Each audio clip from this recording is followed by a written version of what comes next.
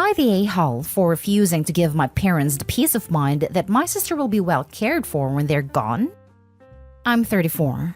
10 years ago, I cut my sister out of my life after she cheated with my then fiancé. It was a 2-year-long affair that only came out when I caught them. She was pregnant and pretended it was the result of a one-night stand. They both knew I would never forgive them if I found out. And according to my ex, they were hoping I would love being an aunt and it would be easier to carry around behind my back if I was busy with a baby.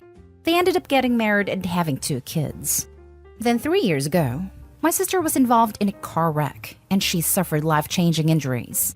My parents stepped up to be her full-time caregivers as she will never be able to take care of herself.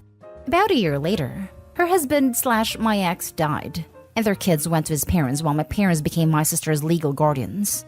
A few months ago, they started dropping hints about wanting me to step up after they're gone. Then a month ago, my parents called and asked me to meet them. They said they're worried what will happen to her when they're gone, or even if they are no longer able to care for her in a few years, and would I take over?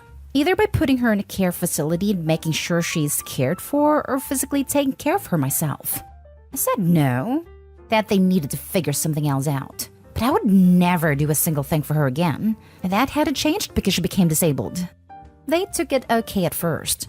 Then a week ago, when I had it called to change my mind, they said I was the a-hole for not doing it for them. To give them the peace of mind if nothing else, because even after what she did, she's still their daughter and she can't advocate for herself. Am I the a-hole? Now for the comments. Not the a-hole. Your sister burned down that particular bridge.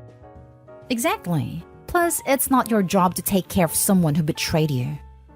It is the same as it is for abusive parents who become elderly. No one should expect you to come back into their lives simply because they can no longer look after themselves. I think it is pretty horrible for the parents to put this guilt on OP. Not an a-hole, but boy, talk about karma though. Without the backstory, it would probably be no a-holes here, because you're not required to care for siblings. Though I'd have said that would be the kind thing to do, because we all need help sometimes. / it take a village / whatever. But with backstory, not an a-hole. She cheated and was never sorry. If she hadn't been in the accident, you wouldn't have ever interacted with her again. If your parents are asking you to make sure she's taken care of in a facility, it sounds like there's money available. They should set up a trust or find a friend for your sisters to have them oversee the situation. You don't need to be dragged in. The sister also has kids and parents-in-law. If the kids are adults when she needs to go to a care home, they may be able to help. If not, or in addition, the in-laws could step in, as it involves the care of their daughter-in-law, so they're invested in the situation. Edit. Unless the grandparents are too old / have passed away, but then the kids may be adults who can help their mom in some way. Not an a-hole. They need to make arrangements now while they are able. Exactly. They can find an appropriate care home right now and get on the waiting list, because it's not something you can do quickly. Next story is titled, Am I the a-hole for kicking my brother out of my house for eating my wife's birthday cake? My male 28 brother Steve, male 23, moved in with me after he got kicked out of his college dorm for repeated violations. He's been staying with me, my wife, and our 6-month-old son for a couple of months now. My wife's birthday was days ago. I wanted to plan something special for her because this year has been very stressful for her. From studying to become a new mom, she barely found time for herself. I helped with all I could, but because this is her birthday, I decided to not let her burden herself with doing any work. On her birthday, I made reservation for a spa session she has been needing for so long, and I started getting everything done. The cake arrived from the bakery at 11 a.m., and I asked Steve and his buddy Jason to help with the decoration. I gave few tasks to get done while I went to take care of my son and get him to sleep.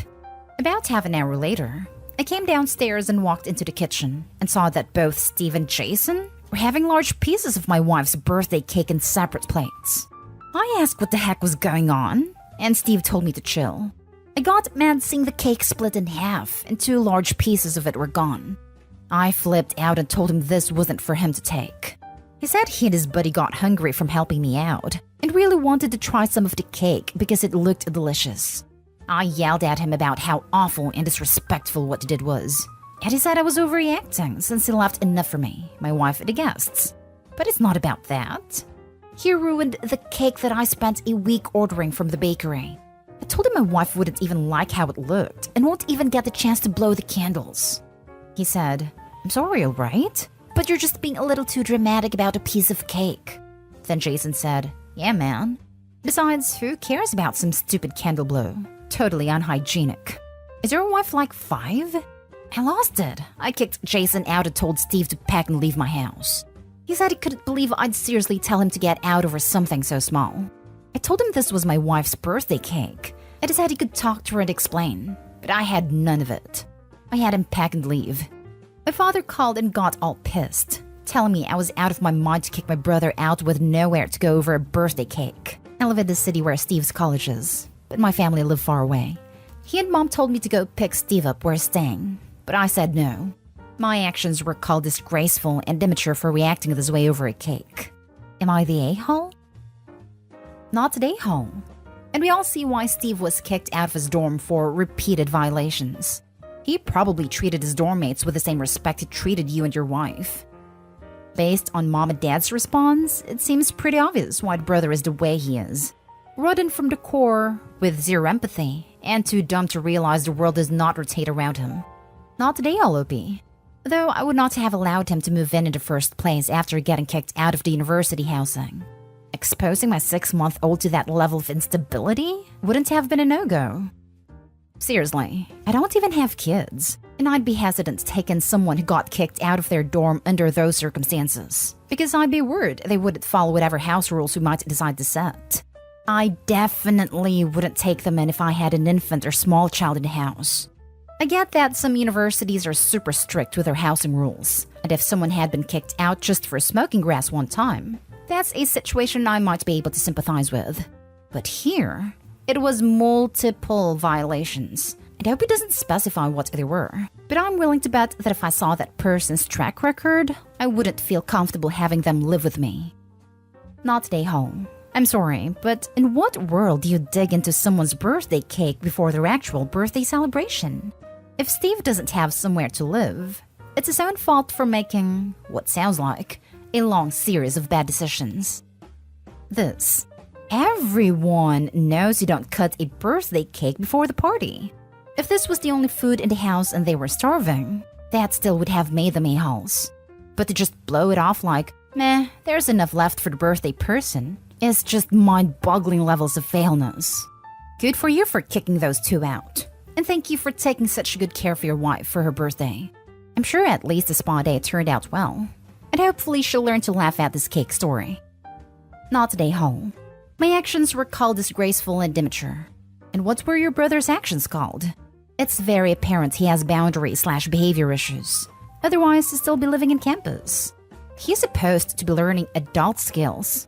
Seems he's failing miserably. Next story. Am I the a-hole for refusing to make a second meal during a family dinner? My husband and I hosted his family for dinner last weekend, and a situation arose where I am now being called out. I don't want to see what you all think. My husband's parents, brother, sister-in-law, and 3 nephews came to eat at our house. About an hour before dinner was served, my brother-in-law pulled me aside and said their youngest was being a picky eater and wouldn't eat the lasagna or salad I had made. So he asked me to make this specific dish for him. Not only was this not a quick dish, but it would take at least 3 hours to prepare. I said no, that I could throw on some fries for him, but no extra meal just for him. He told me he wanted his son to eat more than just fries, and that as the host, I should go the extra mile to make sure everyone has something. The dish? Chicken tenders and fries. Just fancied up and had a homemade ketchup accompaniment. The last time we saw the kid for dinner, he was eating spicy noodles and veggies. But now, all he eats is McDonald's or these homemade fries and tenders. I don't remember what side the recipe was for, but the tenders required an awful lot of prep and ingredients. We had most of it, but that was beside the point in my eyes. The whole dinner was tense because my husband's brother was pissed at me. The youngest didn't eat a single thing and demanded McDonald's because he was hungry and turned his nose up at fries. Then my husband and his brother ended up fighting because he disrespected me, and my husband wasn't having any of it. My husband's parents complained that I made things awkward. This was after dinner. I think it's ridiculous, but are they right? Am I the a-hole here? Now for the top comments. Not today haul. If parents have a child with a picky appetite and a rude attitude towards eating what's provided, it's the parents' responsibility to show up with food that their child will eat. Your brother-in-law knew his child would not eat anything provided. It was his job to take care of the matter, not yours. This kid is doing a great job of training his parents to jump when it says jump. But that doesn't mean that you have to join the same obedience school. My brother-in-law definitely blew me away with a request. The thing is, there was no warning ahead or anything. Because I don't mind if he didn't want lasagna. But to expect me to make a second meal an hour before dinner being served is so damn rude to me. It is rude. And what's worse is that he then doubled down on making you and everyone else uncomfortable before having a full-scale fight with your husband. Your brother-in-law owes you an apology. Not that I think you'll get one. I don't think you should enable them or help spoil the kid by making special accommodations. As parents, we should be teaching our children to be mindful and respectful. I remember some etiquette classes I had, and the polite way is always to show appreciation to your host. I just can't conceive parents who would demand a special meal be cooked for their kid at somebody else's house. This rude behavior is so out of line, and so many levels. Not today, ho. What an entitled bunch. I would not invite them again. Imagine people come for free food, and the guests are entitled enough to be mad for not making 10 different types of food. I mean, at least let Opie know early. Not today, ho. They could have brought the meal for him and heated it up. They just want to be a-holes and make you serve them. Now for the last story. Would I be the a-hole if I asked my grieving sister to leave the house she used to live in with her late husband? I'm female 30, currently pregnant. I have a sister, Emma, 48, who lost her husband to the big C last year. Emma was and still is completely devastated by her husband's death. And when he passed in May, she immediately wanted to get rid of their house. As soon as she told me she wanted to sell, I jumped on the chance. Her house has literally been my dream house since I was a child, and Emma was very happy for it to stay in the family. She wanted to sell it to me for ridiculously cheap, but I insisted on paying only very little below market price. She was grateful. We set up the contract. The sale was officially closed in July. Very quick sale. Emma moved about 5 hours away into a flat in a fairly big city and seemed very happy there for the last year. Then her new therapist made her understand that she's never really given herself time to grieve properly. And so recently she asked me if she could move back into the house to find a way to say goodbye. I admittedly was hesitant. I'm due with my first child in October. I'm a single mom. I'm in the process of renovating some space for my daughter. However, I agreed and Emma has been living with me for about 4 weeks now. Things are not going great. She cries all day, every day, which she says is normal as per her therapist, but makes me really worry. She still acts as if the house is hers, rearranging my things, using things without asking. She keeps locking my cat in rooms because she doesn't like him. I overheard her on the phone with a friend saying she was excited for my daughter to arrive, because it'll mean she'll have the house to herself for a few weeks. When I confronted her, she said, "Aren't you moving in with mom for a few weeks so she can help?" I told her no. In fact, my mother-in-law would be staying with me. Ax doesn't want to be involved, but his mom does, however. And she's the sweetest, because mom is over 70 and physically can't do it anymore. Emma has been really weird since then, acting as if I wronged her somehow. When I asked her how long she'd be staying, she had no answer. I'm thinking of asking her to move out soon, so I can prepare for my child, but my parents have warned me against it. Because Emma's still so fragile. And even my friend said that it really didn't feel right to throw out a grieving person who so obviously needs help. So would I be the a-hole? Edit. People are overwhelmingly implying my sister is being malicious, and I want to make it very clear that she isn't. My sister is not a horrible, mean-spirited person who just wants her home back. That's not it at all. And I would ask you to please stop inferring that. She is a deeply hurt, devastated person who just wants to find a way to reconnect with her late husband after she sold everything relating to him that she had out of grief and pain. If she was anything like some people in the comments suggest, I would not feel so heartbroken thinking I might have to kick her out. Info. Have you asked your sister to do a group session with her therapist? I'm guessing that therapist is not fully informed of this situation. Her therapist is a lovely lady. I've met her once before, actually. She did not suggest my sister move in with me. She suggested my sister moved on too fast. Emma literally sold absolutely everything relating to my brother-in-law because she couldn't handle the pain. She got rid of everything in a matter of weeks, and then moved far away so she wouldn't even have to see the places they've been at together anymore. My house is literally the only thing she's left that directly connects her to her husband in a significant way. Okay, you definitely need to do a joint session. Therapist will almost certainly light a fire under your sister's butt, which needs to be done. But it's best if it's not you doing the pushing. Not today, home. Question. Do you think the therapist really suggested she move back home? Or was this possibly a way for her to get back into her comfort zone? You're about to bring a child home, and that child is your priority. Tell your sister there are going to be some non-negotiable house rules. And if she's unable to adhere to them, then she should likely start to find another place. You paid for the home and welcomed her to grieve. This is not her new normal situation. You didn't sign up for that. Good luck with your baby. From what she told me, and I believe her therapist made her realize she pushed everything related to her husband away immediately because she couldn't handle the pain. She sold a house, got rid of almost all of their joint possessions, his clothing, books, art they collected, etc. She got rid of everything in a matter of weeks and then moved far away so she wouldn't even have to see the places they've been at together anymore. So yeah, I can see where the therapist is coming from. My house is literally the only thing she has left that directly connects her to her husband in a significant way. Not today, home. We set up the contracts. The sale was officially closed in July. Your sister acting as if that house still belongs to her is not justifiable. I don't care how much she's grieving or if it still holds sentimental value. She signed a contract. You should contact a lawyer and inform yourself about what could be done because she's not going to leave your house willingly. That's going too far. I'm not evicting my own grieving sister. I already feel bad just about talking to her about leaving. My family would also never let me live that down. Just because it is legally my house doesn't mean I don't want to help her get better.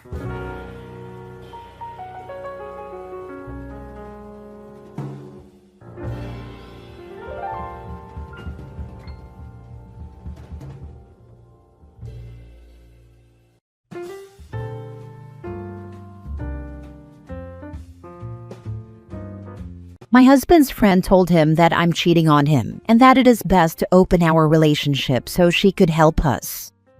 Original post. It all started a few weeks ago when we were having dinner with some friends, and one of them in particular began to joke that after 13 years together, surely one of us had already gotten bored of the other. She, 28 female, said that the one who probably got bored first was me, 25 female, because I'm the attractive one in the relationship.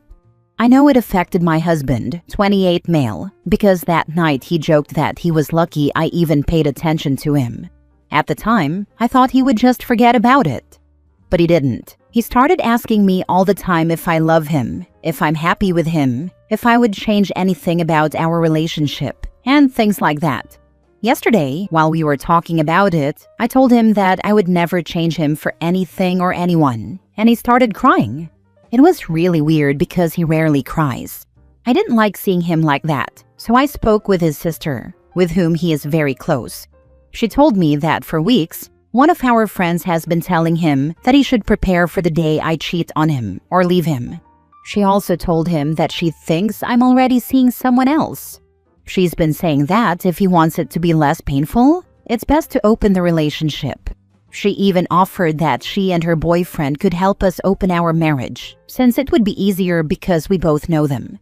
She said this would help us because I would be able to experiment with more people and not get bored of him, and he could also have fun with her, like the lifelong friends they are.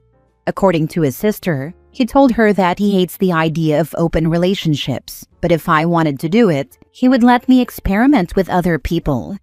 Honestly, I hate everything about open relationships too. If you like it, great, but it's not my thing. I thought I had always been clear about that, so I don't even know why that friend would say those things.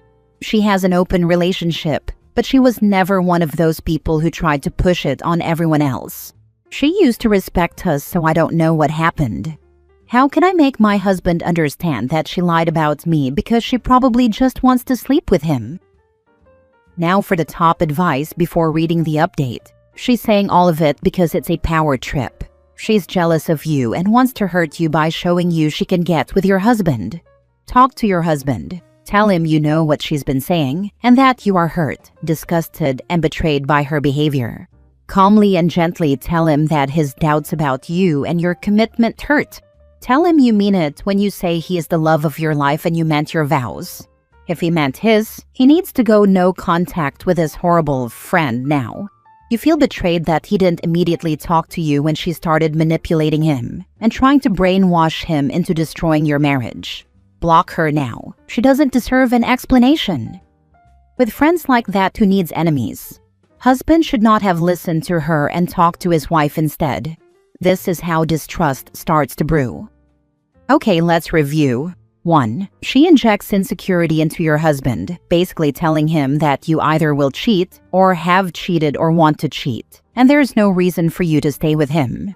2. She tells him that, reading between the lines, an open relationship is the only way to handle that without losing you in the process. 3. She tells him that her and her partner are the way to start getting into open relationships. Seems to me she's a freaking snake who just wants to bang your hubby, but knows he's too good a man to cheat on you. What you do is end the friendship with her. Tell your husband that as far as you are concerned, the only threat to the marriage is the BS she's saying.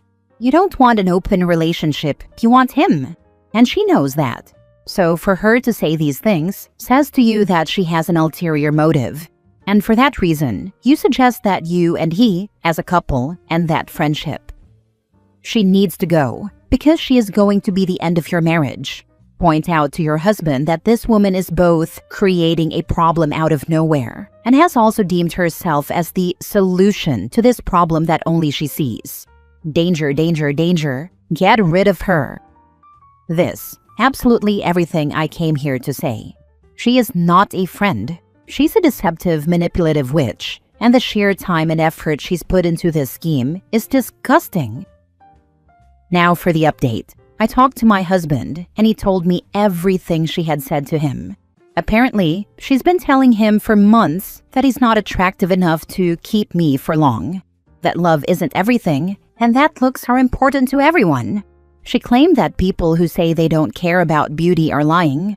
That pissed me off so much because, to me, my husband is truly beautiful, and I love him more than anyone in this world. If that weren't the case, I wouldn't have been with him for 13 years, and she knows that. The worst part is that my husband believed her because she destroyed his self-esteem with all those lies, just because she wanted to sleep with him and have one of her partners. I think she said he's in his late 40s or something, sleep with me. Or at least, that's what she admitted. She has 2 boyfriends or whatever, and apparently one of them knows me. I don't know how because we've never met, and he told her that he would like to know if he could have a chance with me. That's why she's been messing with my husband's mind for months. She told us this when we confronted her. She also admitted that she likes my husband, not romantically but physically, and that's why she tried to convince him to sleep with her, because she has liked him for years. Honestly, I don't understand anything about that world of having 2 or more partners, and I'm not interested in knowing either. I just find it disgusting. If you want to have a harem, that's up to you, but personally I don't want that. And I find it disgusting that they don't respect other people's boundaries. Is it really that difficult to understand? She apologized many times, but my husband didn't forgive her, and I don't intend to forgive her either. She behaved like an idiot, and it's impossible for her to regain our trust. On the other hand, my husband and I are fine. Of course, we had many conversations about what happened these past few weeks and about our relationship, but we're fine. And that's all that matters to me, that our little family is okay for us and for our children. Block her on everything, both of you. Cut her out of your lives. Agree, these are not the actions of a friend. I'm really happy to hear this outcome and that cooler heads have prevailed. She is a snake. She was more than happy to break up a 13-year-long marriage, just so one of her F-buddies could have a chance with you. This isn't just behaving like an idiot. This is very insidious behavior. Please cut her off from your immediate and extended family completely. You need to let all your friends and family know exactly what she did.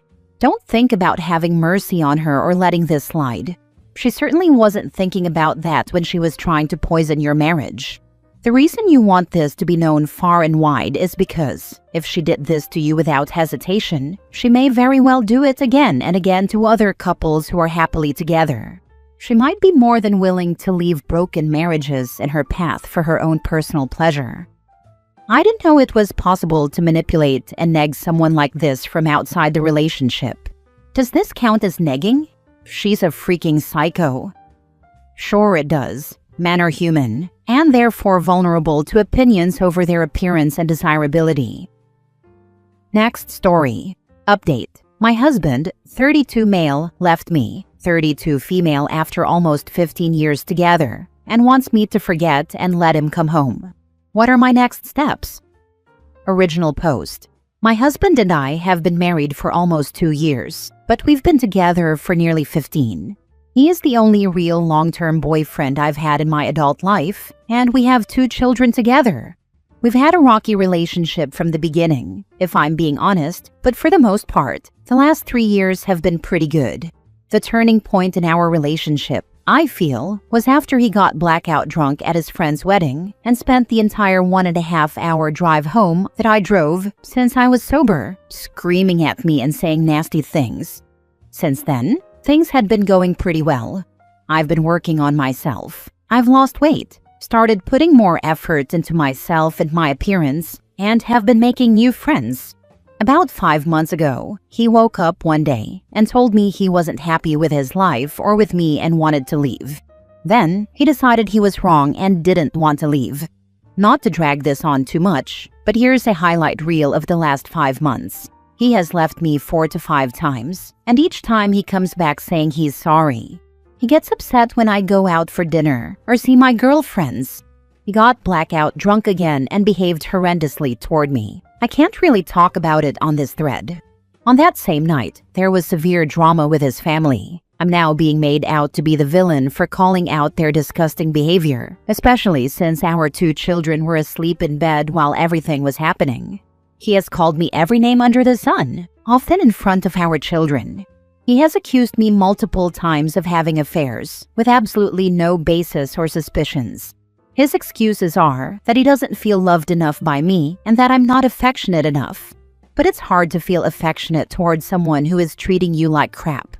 I'm getting very little family support and being made to feel guilty for breaking up our family if I don't let him come back home.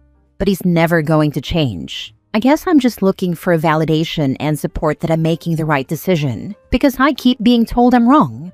What are my next steps to stay strong in my decision to not take him back and to try to establish a healthy co-parenting relationship for our children? Now for the top advice before reading the update. Say no, keep saying no, find an attorney, keep all conversations between the lawyers, file for immediate custody pending divorce, separate finances, do what the lawyer says. Action. First and best steps to staying strong. Separate finances first thing, make it happen tomorrow. I actually don't even know how to begin separating our finances, as everything we have is basically tied up in our business. Lawyer now. Don't tell him what you're doing. Do not talk to any family member. Tell one, they'll all know. Follow your lawyer's advice. Imagine if your daughter was going through exactly that. What would you advise her? Please divorce him. I think about this all the time. So he gets drunk and nasty, screams all kinds of things at you for over an hour, and you're the one who changes? He doesn't? If you wanted to lose weight for yourself, that's great. If you wanted to make new friends and have more of a social life and support system, that's great. For you. Only if you did those things for you. And now he leaves and wants to come back, and somehow, you're still the one who's wrong? If you need extra strength, if you stay, you are teaching your children that this is what relationships are like. If you have a son, he will learn this is how to treat women. If you have a daughter, she will learn this is how she should be treated by men. They will think this is normal. You didn't break up your family. Stop talking to people who say you did. Your husband broke up the family. Also, children would rather be from a broken home than live in one. Get a lawyer and a therapist ASAP. You and your kids deserve better than this. You are worth more than this. Now for the update. Hi all, I wanted to post an update for everyone who gave me advice in my previous posts and helped me through a really difficult time. My soon-to-be ex-husband has been gone from our home for 2 weeks now. It has been 2 weeks filled with crash-outs, love bombing, and everything in between. But I have held firm and told him I am completely out of the relationship and want a divorce. I have bought new security cameras for the time being, but want to sell our house and buy my own place as soon as possible. But separating our finances is going to be so difficult. I know I'm only at the very beginning of the journey, but I am feeling so proud of myself and strong in my resolution. And honestly, I haven't even missed him once yet. I feel free. The kids and I can be at home and do what we feel like, without worrying if he will have a problem with it. There's no more yelling at home, it's just peaceful. So thank you again for your advice. I probably won't have another update, but thank you all. And if you have any tips or tricks for negotiating custody agreements and divorce, that would be great. I can't tell you how much you all helped me push through the hardest part. I'm so proud of you, stranger. Stay strong and don't let him ever again. Your children and your future self will thank you. Good luck. Thank you so much. Freeze your credit with all 3 major credit companies. He may turn vindictive very quickly. I think once he realizes he's lost control, he will turn vindictive pretty quick. It's why I want to move through the process as quick as possible. Didn't think of the credit, thank you. You've done something incredible. The fact that you stood your ground despite the emotional pressure, that's a huge win. Peace at home and your freedom, absolutely priceless. Whenever it gets tough, remind yourself why you started this in the first place. One tip, write everything down when it comes to the kids and any agreements, even if things seem fine now. You're in a new chapter, and it's already starting with a victory. I have a video I watch of one of his outbursts whenever my brain tries to trick me into remembering the good parts to remind myself. And honestly, I only needed to watch it for the first few days. Why only a few days? What bothered you afterwards? Just fear of the unknown, I guess. And I just kept reminding myself that being scared of the future is far greater than living a future like that. Last story. My 31 female mother-in-law's failed marriage has ruined mine with 32 male. Lost and looking for hope. My mother-in-law has been married to the same man for over 40 years. In the 10 years I've known her, I've never heard her say anything positive about their relationship. She spent decades chasing his approval, only to be ignored and treated like she doesn't exist. Over the years, she's shared all of this with my husband, and I know it's affected him deeply. We've talked about it often and tried to work through the impact it's had on his outlook. This week, everything changed. His mom told him that his dad filed for divorce. He's finally leaving, despite everything she's done to keep the marriage together. Just a few days later, my husband told me he wants to separate. He said seeing his parents' relationship unravel and hearing his mom admit, if I didn't have kids, I would have divorced him long ago, made him realize he didn't want to make the same mistake. He said he feels like he's lost his foundation, that he's broken. We've been married for 10 years. We have a 5-year-old. We've built a full happy life together, or at least I thought we had. I feel blindsided. He told me he still loves me, but that he's no longer in love with me. He said he had these feelings come up 2 years ago, but tried to bury them. Now, after talking to a therapist who apparently confirmed separation, he wants to move out, though he still wants to be present for our son. I feel like my entire world just cracked open. I'm not in danger, and I'm not going to do anything drastic, but I'm deeply heartbroken. I feel like I'm walking through a fog with no idea how to move forward. The truth is, I love him. I would want to reconcile if he were open to it, but right now I don't think he is. If anyone's been through something like this, how did you survive? Is there a path forward when you didn't see it coming? From experience, you have to let him go, unfortunately. If you fight it, he'll view you like his mom. Once separated, you need to cut him off, except for the kids. Your absence is the only way he'll feel if he wants your presence. As much as it hurts, stay strong. I hope it works out for you either way. I've thought about this quite a lot, and I asked him if he sees us as his parents. Like him having similarities to his dad being selfish and also unavailable for his wife and kids, and his mom fighting for everything. He told me he sees himself as his mom. I don't know how. It doesn't make any sense. Oof. I think that comment would be really difficult to come back from, because if he sees himself as his mom, then that means he sees you as his dad. Would you agree he's more like his father then? It could all just be a trauma response, but either way, this is horrific for you. Also, the fact that he had doubts a couple of years back but never spoke to you about it so you could deal with it together, you know, as husband and wife are meant to, would be like a dagger in the heart. I'm really sorry he's doing this to you, but it may be a blessing in disguise, especially from what you've posted. You deserve better than to be treated like this.